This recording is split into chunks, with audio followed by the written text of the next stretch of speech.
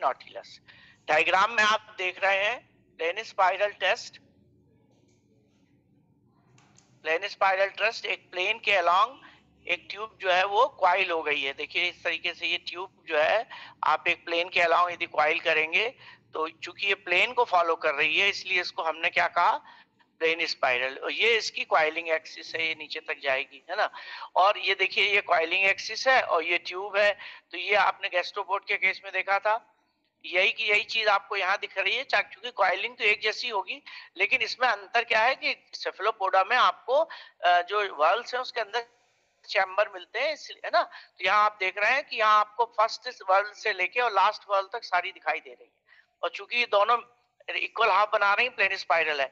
यदि सारी वर्ल्ड दिखाई दे तो हम उसको बोलते हैं प्लेन स्पाइरल इवोल्यूट, जिसका की डायग्राम मैंने यहाँ पर आपको दिखाया था। ये ई लिख दिया मैंने, this is plane spiral evolute.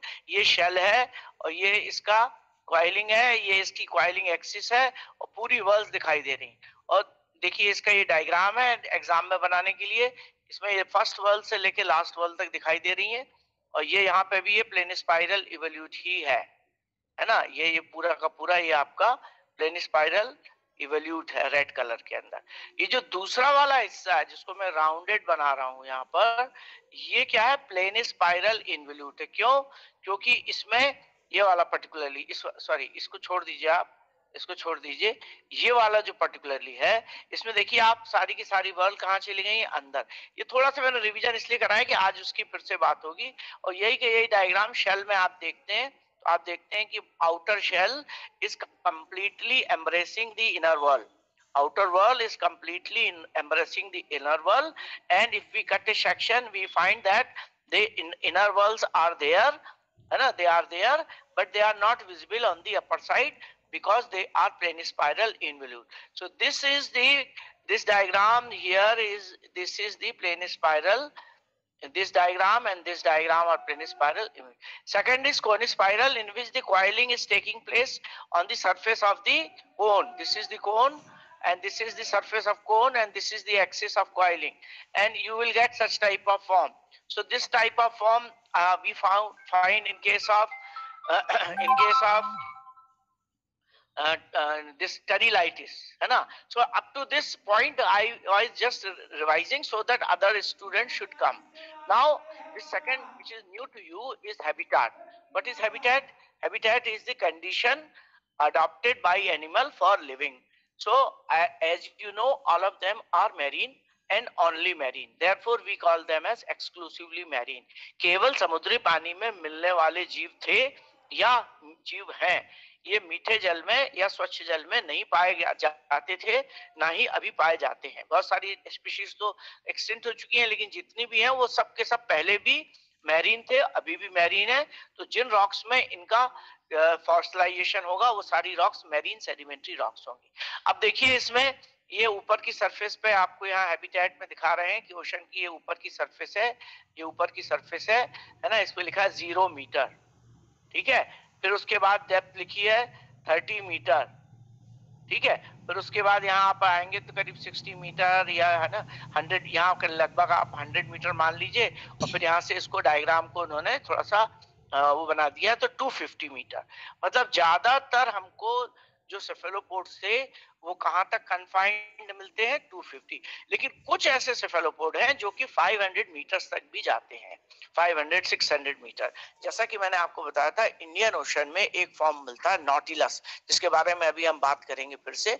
ये जो है इसमें बायोन्सी का कंट्रोल बहुत अच्छा होता है और इसके ये जो है लिविंग भी मिल रहा है। और इंडियन ओशन में खासतौर पे नॉटिलस पॉम्पिलस करके एक मिलता है और वो उसकी वो जो है 500 या 600 मीटर तक जा सकता है। अब देखिए ये एक शेल, ये नॉटिलस है ना, ये यहाँ पर आपको ऊपर के फॉर्म उसमें भी मिल रहा है, यहाँ नीचे भी मिल रहा है।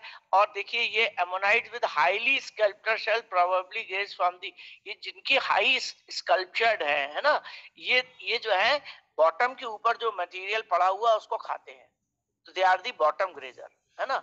And these are the swimming form, this is a swimming form, I will write S, this is a swimming form, this is a swimming form, this form is very different, you see, in which there is some coiling and then this coil is open like this. This is extinct form, but whenever it was living, it was a swimming form.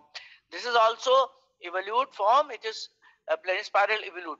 This is also extinct form, but it also is a swimming plant. And here also it can live as swimming as well as it can take material from here. Similarly, this form can live as swimming form, and it can also graze at the bottom. Means if there is material occurring in the bottom, it can eat. This form is most heteromorph ammonite probably fed on the sea floor. ज्यादातर जो एमोनाइट्स थे जिनके बारे में अभी हम चर्चा करेंगे, वो कहाँ से भोजन प्राप्त करते थे? सी फ्लोर से. और ये भी एक फॉर्म है, ये डीप वाटर सी फ्लोर का है. तो this is the common habitat.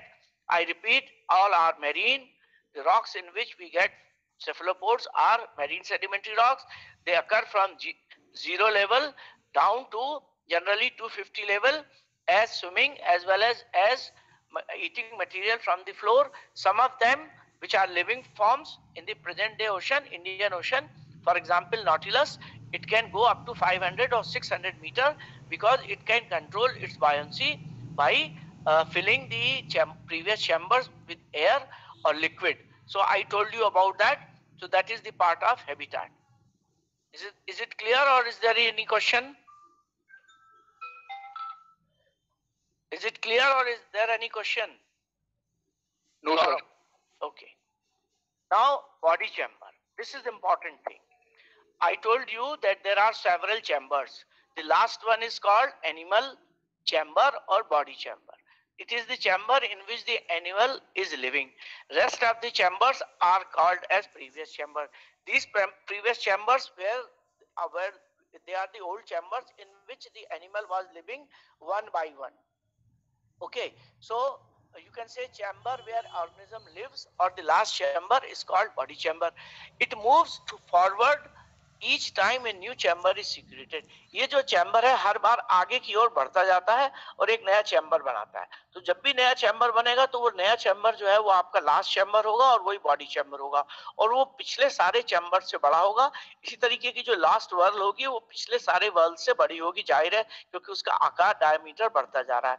इसका जो लेंथ है, जो आपका बॉडी चैम्बर है, ये आधे वॉल्यूशन मींस आधी वर्ल्ड से लेकर 180 वर्ल्ड्स तक या करीब करीब 360 वर्ल्ड तक हो सकता है. आधी वर्ल्ड मतलब 90, 3/4 वर्ल्ड मतलब 270, है ना. आधी वर्ल्ड मतलब 180, 2/3 वर्ल्ड मतलब 270 और कंप्लीट वर्ल्ड मतलब 360. हालांकि ये एग्जैक्ट डिग्री नहीं होती है, लेकिन उसको हम समझने के तौर पे समझ सकते हैं कि 180 डिग्री तक लंबा हो सकता है, 270 या उससे कम थोड़ा हो सकता है, और 360 या उससे थोड़ा सा ज्यादा हो सकता है. तो इसको हम क्या कहते हैं? ब्रेविडोम. ब्रेविडोम कहते हैं. ये जो फर्स्ट डायग्राम है, यहाँ लिखा हुआ है ब्रेविडोम, जिसमें कि चैम्बर की लेंथ 160 डिग्री से लेके 180 डिग्री तक होती है. देखिए ये यहाँ लास्ट अपर्चर है और ये यहाँ पर ये है, तो ये एंगल कितना हो गया? 180 डिग्री का. इसको हम बोलते हैं ब्रेविडोम, है ना. These are short, rapidly expanding conch, मतलब बहुत तेजी से आगे बढ़े. और इसका एग्जाम्पल है डेक्टिलोसेरास. अब नाम अभी आपको याद नहीं होंगे, धीरे धीरे याद होंगे. तो ब्रेविडोम is the one in which the body chamber length is varying from 160 degree to 180 degree, and the example is Dactyloceras. Mesodome, meso मतलब middle, है ना. तो मीडोडोम में जाहिर है कि पिछले वाले से बड़ा होगा. Body chamber length is about 260 और it may be little more, है ना. ये देखिए यहाँ लिखा है 260. हम इसको ये देखिए यहाँ पर यदि मैथमेटिकली देखें तो ये 270 आता है, लेकिन ये जो एंगल है, तो ये यहाँ से लेके यहाँ तक का जो एंगल है, आप इसको बिल्कुल मैथमेटिकली बना दें. इसको यहाँ लिख दें 260. ये 260 तक जाता है. समझाने के लिए मैंने आपको कहा था ये 270, लेकिन आपको ये याद रखना है कि 260 तक जनरली जाते हैं, थोड़ा बहुत वेरी कर सकता है. तीसरा है लॉन्गिडोम. तो naturally longidome means the longest means the maximum possible. So what is maximum possible? 360 revolution. 360 revolution means this is the aperture and from here it is revolving and it is taking a full turn and it is coming up to here. So if we are starting from here, this point, you see I am drawing the whirl, थोड़ा सा टेढ़ी मेढ़ी बन रही because I am drawing with the help of cursor. ये आ गया, ये 360 यहाँ तक हुआ, यहाँ तक ये 360 हुआ, थोड़ा सा क्रॉस भी कर रहा है, तो ये लॉन्गिडोम है. इसका एग्जाम्पल है पेरिस फिंकटेस, है ना, पेरिस फिंकटेस. तो पेरिस फिंकटेस जो है ये भी मैं आपको दिखाने वाला हूँ. तो I think there should not be any problem in this.